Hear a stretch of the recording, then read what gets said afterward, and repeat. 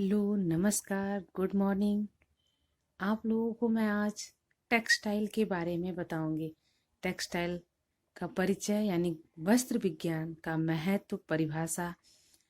सबसे पहले मैं ये आप लोगों को बताना चाहती हूँ कि मानव सभ्यता का विकास जब से हुआ है तब से वस्त्र निर्माण का भी विकास शुरू हो गया था। सबसे पहले मनुष्य ने जब देखा कि चिड़ियाएं अपनी घोंसले को तिनकों से, लताओं से, नाजुक टहनियों से उनको क्या करती थी, आपस में उलझा कर बहुत ही सुंदर गूंथ कर एक अच्छा सा घोंसला तैयार करती थी। तो उनके भी मन में ये विचार आया कि क्यों ना तिनकों से, टहनियों से उनको भी आपस में उलझा कर हम कुछ चीजें बनाएं, जैसे चटाई, टोकरी, रस्सी, चारपाई आदि सब। अंग्रेजी में एक कहावत है, क्लॉथ्स मेक द मैन, यानी मनुष्य वस्त्रों से बनता है। सही बात है, किसी भी मनुष्य की पहचान वस्त्रों से ही होती है। तो इसमें भी बहुत सारी बातें हैं वस्त्र विज्ञान के बारे में। भारत प्राचीन समय से ही वस्त्र निर्माण कला में अग्रणी रहा है। यहाँ के बुने हुए जो वस्त्र हैं वो विश्व में लगभग सभी देशों में प्रसिद्ध है। तब क्या होता था, वस्त्र हाथों से बुने जाते थे। इन्हें जुलाहे, जिन्हें कुशल कारीगर या बुनकर कहते थे। प्रश्न ऐसे पूछ सकता है कि पहले वस्त्र कैसे बुने जाते थे या उन्हें क्या कहा जाता था।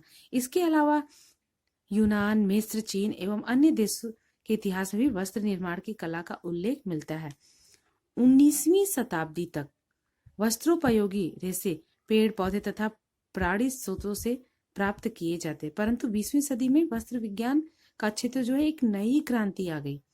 यहाँ पे वस्त्रोपयोगी रेशे ही बनाए जाने लगे, अपितु एडवांस टेक्नोलॉजी के प्रयोग से भी कुछ तत्वों के आपसी संयोग से वस्त्र बनाना शुरू हो गया, जैसे nitrogen, oxygen, hydrogen, sulphur dioxide, petroleum आदि। ठीक है, तो इसके द्वारा भी वस्त्र बनाए जाने लगे। देखिए, वस्त्र का महत्व क्या है। वस्त्र का महत्व क्या है? पहले तो है सामाजिक मान मर्यादा एवं प्रतिष्ठा बढ़ाना, फिर शरीरावरण के लिए, निस्तारण की सरलता के लिए, मौसम से सुरक्षा, मनोवैज्ञानिक सुरक्षा, व्यक्तित्व निर्माण में, कार्य क्षमता बढ़ाने में, गृह सज्जा एवं सजावट में, शारीरिक सौंदर्य बढ़ाने में, औद्योगिक क्षेत्र में, चिकित्सा के क्षेत्र में, और फिर है पहचान बनाने में। इसके बाद है वस्त्र विज्ञान के विभिन्न पहलू पर एक नजर, इन्हें भी देख लीजिए। वस्त्र की रचना एवं वयम प्रयोजन, वस्त्र की कार्य क्षमता, टिकाऊपन, वस्त्र का रंग, वस्त्र की सुंदरता एवं आकर्षण, मौसम से अनुकूलता, फैशन एवं शैली, किस्म एवं श्रेणी, वस्त्र की धुलाई, वस्त्र की देखरेख एवं संचयन, वस्त्र से महत्व को समझने की क्षमता, ये सब क्या है, इसके विभिन्न पहलू हैं। अब मैं कुछ बहुत ही महत्वपूर्ण चीज आप लोग को बताने जा रही हूँ कि इसकी जो कुछ कुछ शब्द ऐसे हैं जिन्हें किस तरीके से परिभाषित किया गया है वो मैं बताऊंगी आपको। कोय, पका हुआ कपास का फल। ऊटना यानी बिनौलों को कपास के रेशे से अलग करना। कंघी करना, रेशों को समानांतर करना, बड़े रेशों को छोटे रेशों से पृथक करना। प्रत्यास्थता, खींचने के उपरांत पूर्वाकृति आपस ग्रहण करने की क्षमता। प्रतिस्कंदता, रेशों की मूल रूप वापस ग्रहण करने की क्षमता। कैलिको, साधारण बुना हुआ वस्त्र जिसकी चौड़ाई 120 सेंटीमीटर होती है। कैम्ब्रिक, महीन सादी बुनाई वाले सूती वस्त्र। ढाका के मलमल, ढाका से निर्मित अत्यंत सूक्ष्म एवं बारीक वस्त्र जिसकी प्रसिद्धि दूर दूर तक के देशों तक व्याप्त है। कभी भी प्रश्न ऐसे पूछ देते हैं, कोई किसे कहते हैं या प्रतिस्कंदता किसे कहते हैं। जैसे किसी भी रेशे को जब हम खींचते हैं तो छोड़ने के बाद वो पूरा अपनी स्थिति में आ जाना। बिनौले यानी जो कपास के रेशे होते हैं ना, जब उनको हम अलग करते हैं तो उन्हें ही बोलते हैं ओटना। ठीक है, तो अभी इसी से संबंधित कुछ महत्वपूर्ण प्रश्न है, देख लीजिए।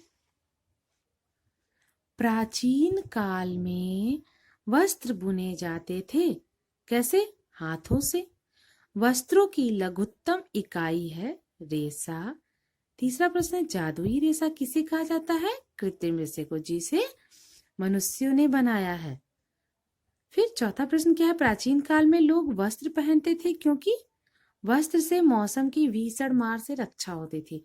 हम वस्त्र पहनने के बाद अपने आप को सुरक्षित समझते हैं, चाहे गर्मी का मौसम हो चाहे ठंड का मौसम हो। पांचवा प्रश्न है, आज समाज में वस्त्र का महत्व बहुत अधिक बढ़ गया है क्योंकि वस्त्र से व्यक्तित्व के निर्माण में सफलता मिलती है, समाज में उपयुक्त स्थान मिलता है, व्यक्ति सुंदर, आकर्षक एवं स्मार्ट दिखना चाहता है। छठा प्रश्न है, वस्त्र की कार्य क्षमता से तात्पर्य है व्यक्ति की कार्य क्षमता में वृद्धि होना। गर्मी के मौसम के लिए कैसा वस्त्र होना चाहिए? हल्के रंग का सूती वस्त्र होना चाहिए, ठीक है। फैशन एवं शैली का सर्वाधिक प्रभाव पड़ता है, किस पे पड़ता है? युवक एवं युवतियों पर। किस पे पड़ता है? युवक एवं युवतियों पर। गूंथना एवं निपीड़न विधि से धुलाई की जाती है। किसकी की जाती है? ऊनी वस्त्रों की, रेशमी वस्त्रों की और रेयान वस्त्रों की। सर्वाधिक मजबूत रेशा कौन सा है? ऊन। ज्यादातर ये प्रश्न जो होते हैं वो टीजीटी, पीजीटी, एलटी ग्रेड के परीक्षाओं में ये प्रश्न पूछे जाते हैं। तो सबसे पहले हम वस्त्र विज्ञान का परिचय जान लिए हैं और उससे संबंधित कुछ महत्वपूर्ण प्रश्न। नेक्स्ट वीडियो में मैं आप लोगों को टेक्सटाइल से संबंधित और भी महत्वपूर्ण प्रश्न लेके आऊंगी। वीडियो को ध्यान से देखिए। अगर वीडियो पसंद आए तो लाइक करिए, सब्सक्राइब करिए। धन्यवाद।